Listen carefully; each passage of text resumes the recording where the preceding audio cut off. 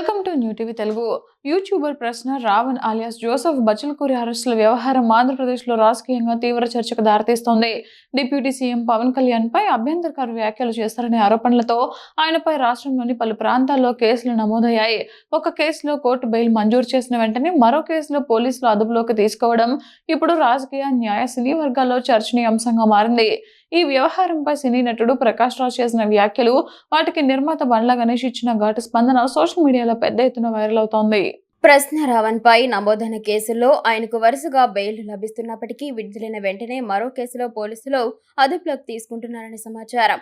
ఇటీవల Yalamanchili court bail మంజూరు చేసిన కొద్దిసేపటికే ఏలూరు పోలీసులు మరో కేసులో నక్కపల్లి టోల్ ప్లాజా వద్ద ఆయనను అరెస్టు చేసినట్లు వార్తలు వచ్చాయి. ఈ విధంగా వరుస అరెస్టులు జరుగుతున్నాయని ఆరోపిస్తూ ప్రశ్న రావణ్ ఆమరణ నిరాహార దీక్ష చేపట్టినట్లు కూడా ప్రచారం జరుగుతోంది. ఈ పరిణామాలు రాష్ట్ర రాజకీయాల్లో తీవ్ర చర్చకు దారితీశాయి. ఈ అంశంపై నటుడు ప్రకాష్ రాజ్ సోషల్ మీడియాలో స్పందిస్తూ ప్రభుత్వ తీరును ప్రశ్నించారు. ఒక కేసులో కోర్టు బెయిల్ ఇచ్చిన వెంటనే మరో కేసులో అరెస్టు చేయడం న్యాయ వ్యవస్థ స్ఫూర్తికి విరుద్ధమని ఆయన అభిప్రాయపడ్డారు. వరుసగా బెయిల్ లభిస్తున్నాయంటే కేసుల బలంపై కూడా ప్రశ్నలు తలెత్తుతున్నాయని పేర్కొన్నారు. ప్రశ్నించే గొంతులను అణిచివేయడం ప్రజాస్వామ్యానికి మంచిది కాదని వ్యాఖ్యానించిన ఆయన ఈ విషయంపై ముఖ్యమంత్రి నారా చంద్రబాబు నాయుడు మరియు ఉప ముఖ్యమంత్రి పవన్ కళ్యాణ్ ను ట్యాగ్ చేస్తూ సోషల్ మీడియాలో తన అభిప్రాయాన్ని వ్యక్తం చేశారు. ప్రకాష్ రాజ్ వ్యాఖ్యలకు నిర్మాత నటుడు బండ్ల గణేష్ తీవ్రంగా స్పందించారు. సోషల్ మీడియా వేదికగా ఆయన చేసిన పోస్ట్ లో ప్రకాష్ రాజ్ పై వ్యక్తిగత స్థాయిలో విమర్శలు గుప్పించారు. ప్రతి అంశంపై అతిగా స్పందించడం సరికాదని పేర్కొంటూ